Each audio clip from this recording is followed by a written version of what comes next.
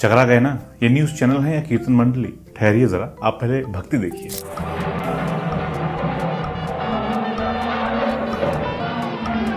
दिल नहीं भरा? अब अखंड भक्ति देखिए। पेड़ भी जगमगा रहे हैं क्योंकि प्रभु राम आ रहे हैं। चलिए आप भी गाइए, रघुपति राघव राजा राम, पतित पावन सीताराम, और फिर प्रवचन सुनिए।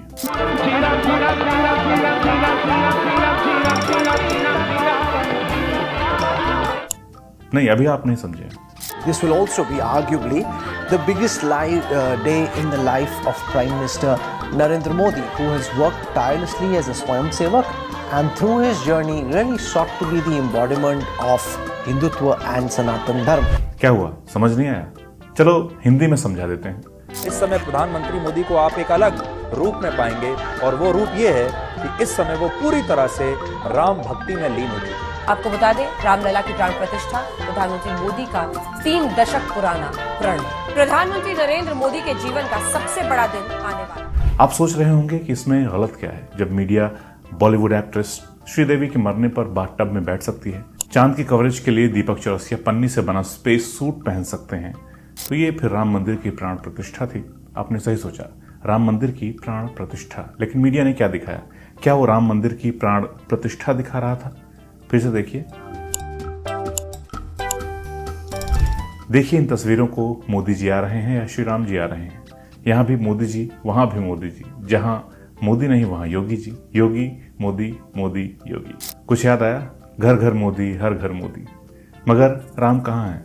अब जरा इन तस्वीरों को देखिए। राम, जिनके लिए धर्म में कहा गया कि कण कण में समाये हैं, मन मन में समाये हैं, वो मोदी जी की उंगली पकड़े जा रहे हैं। मोदी जी का कद बड़ा है और राम जी का छोटा। ये है आईटी सेल, ये है मीडिया मैनेजमेंट, ये है पोलराइजेशन, ये है राम के नाम पर लोगों की आस्था के साथ खिलवाड़, ये है पॉलिटिक्स, यही है राजनीति। मगर टीवी मीडिया क्या दिखा रहा है? कांग्रेस के प्राण प्रतिष्ठा का निमंत्रण ठुकराने पर बीजेपी का कांग्रेस पर प्रहार। स्मृति ईरानी बोली, कांग्रेस का राम विरोधी चेहरा उजागर। राम नीति वर्सेस राजनीति। सियासत में बड़ा हिंदू कौन, छोटा कौन?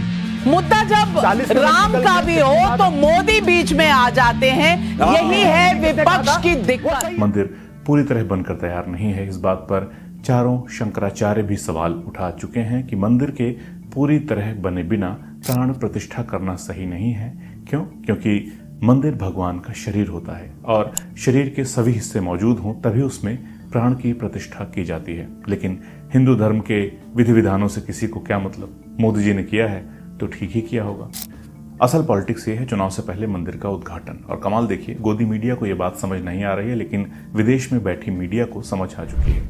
अमेरिकी अखबार वॉशिंगटन पोस्ट लिखता है, अप्रैल मई में होने वाले आम चुनाव से पहले भारत के सबसे विवादास्पद धार्मिक स्थलों में से एक मंदिर के उद्घाटन से नरेंद्र मोदी की राजनीति को बड़ी रफ्तार मिलेगी। वो रिकॉर्ड तीसरी बार सत्ता में आने की कोशिश में है। वो हिंदुओं को अपनी ओर खींचने की कोशिश में है, जो भारत की आबादी का 80% है।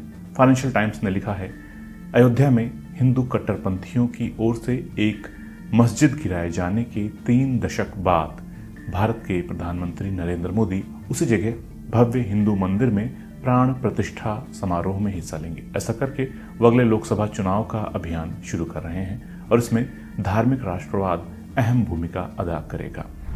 मंदिर के पूरी तरह बन जाने से पहले उद्घाटन क्यों, ये सवाल पूछने के बजाय गोदी मीडिया बन गया गूंगी मीडिया। और हाँ, गोदी मीडिया को इसे दिखाने की बिल्कुल इजाजत नहीं है, क्योंकि ये दिखाने से उनको सरकारी एड्स नहीं मिलेंगे और उनको अपनी दुकान चलाना भारी पड़ जाएगा। मोदी जी के साथ वो सेल्फी नहीं ले पाएंगे, मोदी जी के इंटरव्यू उन्हें नहीं मिलेंगे, वो इंटरव्यू जिसमें वो पूछ सकें कि मोदी जी आप थकते क्यों नहीं? इसलिए राम मंदिर की प्राण प्रतिष्ठा को पूरी तरह मीडिया ने मोदीमय कर दिया है। अब जब पूरा आयोजन घोर राजनीतिक अड्डा बन गया हो तो ये कैसे संभव है कि उसमें विपक्ष भी शामिल होगा? जैसे ही विपक्ष ने प्राण प्रतिष्ठा से मोदी प्रतिष्ठा बने कार्यक्रम में जाने से इनकार किया, गोदी मीडिया ने उसे प्रोजेक्ट कर दिया विपक्ष का बायकॉट। विपक्ष जाने से इनकार करे तो पॉलिटिक्स। अगर मीडिया खुद ही राम की जगह बीजेपी के नारे लगाने लग जाए तो वो पॉलिटिक्स नहीं है। आप खुद देखिए, जो काम बीजेपी को करना था वो कैसे टीवी चैनल्स चिल्ला चिल्ला कर रहे हैं, ताकि आप लोग मान सकें कि विपक्ष हिंदू नहीं है, राम भक्त नहीं है, हिंदू विरोधी है। कांग्रेस के प्राण प्रतिष्ठा का निमंत्रण ठुकराने पर बीजेपी का कांग्रेस पर प्रहार। स्मृति ईरानी बोली, कांग्रेस का राम विरोधी चेहरा उजागर। जब राम का भी हो तो मोदी बीच में आ जाते हैं। यही है विपक्ष की दिक्कत। राजनीति करने के लिए हमारे देश के कुछ विपक्षी नेताओं ने कैसे अब मंदिरों को भी बांट दिया है। कुछ ऐसे राजनीतिक दल हैं जो भगवान श्री राम के नाम को लेकर कैसी सियासत कर रहे हैं। बीजेपी के नारों को ही गूंगी मीडिया ने अपने शोज के नाम दे दिए। ओबी वैन पर पुतवा डाले, जैसे मंदिर की प्राण प्रतिष्ठा दिखाने के लिए नहीं बल्कि चुनाव कवरेज के लिए हो। ऐसा लगता है अब की बार चुनाव में खुद चैनल उतर रहे हैं और चुनाव चिन्ह राम मंदिर है। मीडिया भी ये सब क्यों ना दिखाए जब श्री राम मंदिर ट्रस्ट के महासचिव चंपत राय को श्री राम के बजाय प्रधानमंत्री मोदी ही भगवान विष्णु का अवतार नजर आने लगे हैं। प्रधानमंत्री इस देश के भगवान विष्णु का अवतार है, नॉट ए मैन, उससे वो ऊपर है। ये कैसे हुआ, क्यों हुआ, कब हुआ? जब हम इन सवालों में जाते हैं तो मालूम होता है कि बहुत लंबा प्रोसेस रहा है मीडिया का प्रधानमंत्री मोदी को इस अवतार तक पहुंचाने में। देखिए कैसे बदलाव आया। हम आपको एक और बहुत बड़ा बदलाव इस देश का दिखाना चाहते हैं। अब आप देखेंगे ये बदलाव कैसे आया तो अपना सिर पीट लेंगे। आज हम आपको देश के एक ऐसे प्रधानमंत्री से मिलवाएंगे जो खुद अपने सरकारी आवास में गायों को पालते हैं और खुलकर गौ सेवा भी करते हैं। पालतू जानवर सरकारी आवास में पलते हैं और ठंड के मौसम में लोग फुटपाथ पर सोते हैं, रैन बसेरों में रातें गुजारते हैं, मगर वो लोग हैं और ये हैं पालतू जानवर। तो आप खुद में और पालतू जानवर में फर्क करना समझ लें। आपको रोजगार मिला या नहीं, आपके पास छत है या नहीं, कोई परवाह नहीं, बस पालतू जानवर सरकारी आवास में पलना चाहिए। वो कुछ भी कर सकते हैं और गोदी मीडिया को वही सही बताना होगा। अब चाहे केजरीवाल दिल्ली में सुंदरकांड करें, चाहे ममता बनर्जी बंगाल में मां काली टेम्पल जाएं, मगर गूंगी मीडिया को ये साबित करना है कि सब नौटंकी कर रहे हैं, राजनीति कर रहे हैं। राम नीति तो बस एक ही आदमी कर रहा है और वो है मोदी जी। मोदी जी को क्रेडिट जो देना है। आप खुद देखिए न्यूज़ 24 के पत्रकार की मासूमियत, तरस आ जाएगा बेचारे पर। ये बेचारे करे भी तो क्या करें, आदेशों का पालन जो करना है। परेशान है बेचारा, कैसे शंकराचार्य से कहलवाएं कि राम मंदिर सिर्फ मोदी जी की कोशिशों से ही बन रहा है। शंकराचार्य की जबान से जबरदस्ती बुलवाने में लगे हैं। लाचारी देखिए आप मीडिया की। जर्नलिस्ट ने पूछा आप राम मंदिर बनाने का क्रेडिट किसे देंगे, तो ज्योतिष मठ के शंकराचार्य स्वामी अभिमुक्तेश्वरानंद सरस्वती उनको बताने लगे, मगर मीडिया को तो वो सब सुनना ही नहीं है, बस मोदी जी का नाम लिया जाए। 3 लाख से अधिक लोगों ने आत्मोत्सर्ग किया है, उनको नहीं भूल सकते। के नैयर, रामचंद्र परमहंस, अभिराम दास, नरसिंहा राव, नरेंद्र मोदी को उसी तरह से। अब हम तो सीक्वेंस में आ रहे हैं, लेकिन आपको तो धैर्य नहीं है, आपको तो नरेंद्र मोदी का केवल सुनना है और बाकी कई हम जिनका कहना चाहते हैं उनका छूट गया। नहीं, आप कई हम नहीं कहना चाहेंगे। देश में क्या हो रहा है, मीडिया क्या कर रही है, वो स्वामी अभिमुक्तेश्वरानंद बड़े अच्छे से समझाते हैं, खुद सुनिए। आज की मीडिया का यही नियम है कि उनको नरेंद्र मोदी की सिवाय कोई बात करो उनको सुनना ही नहीं। तो बस मोदी मोदी करिए, और अगर गलती से ये पूछ लिया कि अब तक क्या किया तो फिर मोदी जी की जगह जय श्री राम बोल देना। साध्वी जी, भोपाल की सांसद रहते हुए आपने क्या क्या काम किया है? जय श्री राम, वंदे। मामला हो गया रफा दफा, बात खत्म। अब चाहे मसला हेट स्पीच का हो, चाहे करप्शन का हो, कुछ भी हो, सब जगह बस जय श्री राम बोल देने से बात खत्म हो जाएगी। यही हाल हो चला है टीवी मीडिया का, खबरों को दबाया जा रहा है। इजराइल ने 10,000 मजदूर भारत से मांगे तो हरियाणा में रोजगार मेला लगा, उसमें पहुंच गए लाखों लोग। इजराइल और गजा में युद्ध चल रहा है, फिर भी लोग वहां जाने को तैयार हैं। क्यों? क्योंकि बेरोजगारों का कहना है हमास या जंग में मरने से डर नहीं लगता है जितना इंडिया में रहकर भूख से मरने में लगता है।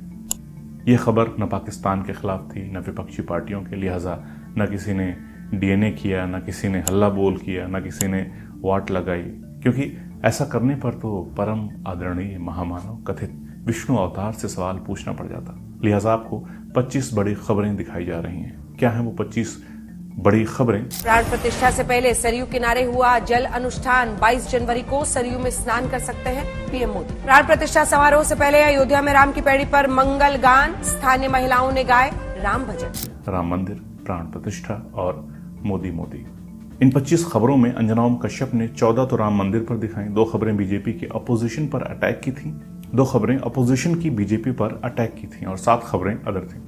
ये तो सिर्फ एग्जाम्पल है। आप रिमोट उठाइए, टीवी ऑन कीजिए, सब जगह सिर्फ मंदिर मंदिर ही दिखाई दे रहा है। जय श्री राम के नारों में रोटी के सवाल गुम हो गए हैं और जो कोई सवाल उठाएगा वो राम विरोधी घोषित कर दिया जाएगा, देश विरोधी घोषित कर दिया जाएगा। लिहाजा विपक्ष ने भी सवाल पूछने से खुद को रोक रखा है, क्योंकि सारा खेल यही है कि विपक्ष जैसे ही बोले उसे राम विरोधी साबित करो, ताकि 2024 का इलेक्शन न बेरोजगारी पर रहे, न करप्शन पर रहे, न महंगाई पर रहे, न आर्थिक मोर्चों पर विफल हो रही सरकार पर रहे, न देश पर चढ़े कर्जों को लेकर के बात हो। बस जय श्री राम बोलें और ईवीएम का बटन दबाकर विजयी बनाएं। और अगर थोड़े बहुत लोग न माने तो उन्हें फिर पाकिस्तान का एंगल दिखाएं। कर्जे की बात आए तो पाकिस्तान का हल दिखाया जाए कि कैसे पाकिस्तान कर्जे में दबकर दिवालिया हो रहा है।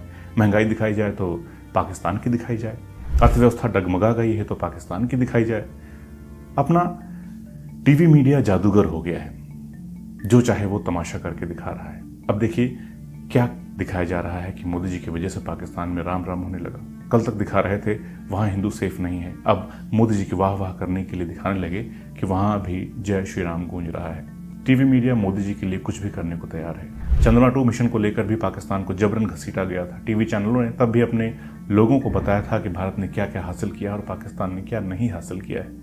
एबीपी न्यूज की हेडलाइन थी, पाकिस्तान आतंकी ही बनाया गया, चांद पर भी कभी जाएगा। आज तक ने कहा था, हम जीत रहे आसमान, रोता रहे पाकिस्तान। इंडिया टीवी ने टाइटल दिया था, चांद पर हिंदुस्तान, पाताल में पाकिस्तान। अब आप टीवी कवरेज देखिए कैसे हिंदुत्व में जकड़ा जा रहा है। सिर्फ टीवी ही नहीं, इस काम में बीजेपी समर्थित अखबार भी लगे हैं और ब्रेन वॉश किया जा रहा है। अब आप खुद तय कर लें, आपको कैसे भ्रम में रखा जाता है, कैसे आपको अपने हिसाब से चलाने के लिए प्रेरित किया जाता है, कैसे आपके दिमाग को मॉडिफाई नहीं बल्कि मोडिफाई किया जा रहा है। लिहाजा आप ठहरिए, शांत दिमाग से सोचिए और फिर तय करिए, कहीं आप किसी के हाथ की कठपुतली तो नहीं बन गए हैं। धर्म अपनी जगह है। ये कहते हैं ना कि दुनिया के दूसरे हिस्से से इन्वेडर्स आए और राम का मंदिर तोड़ दिया, वो खुले में पड़े रहे। हाँ, ये सच है। दुनिया भर से लोग आए और मंदिर तोड़े, किलों को ध्वस्त कर दिया, भगवान के घरों को तोड़ा, मगर राम जी एक जगह हमेशा महफूज रहे, जिसे दुनिया का कोई बादशाह, कोई आक्रांता नहीं भेज सका, उस जगह को नुकसान नहीं पहुंचा सका, और वो है हिंदुस्तानियों का दिल, हमारे हृदय, जहां जय श्री राम नहीं है, जय सिया राम है, जहां फर्जी गुस्सा और गंवारपन नहीं है, सौम्यता है, सम्मान है, अपनापन है, जहां राम का नाम किसी को डराता नहीं बल्कि सिखाता है आपस में प्यार मोहब्बत से रहना, त्याग करना, माता पिता की सेवा करना और दुष्टों का संहार करना। मगर विडंबना यही है कि आज लंपटों के हाथों में हम अपने धर्म की ध्वजा थमा रहे हैं। सो फ्रेंड्स, अब तक जो आपने वीडियो में देखा, ये आपको कैसा लगा, क्या सही लगा, क्या गलत लगा?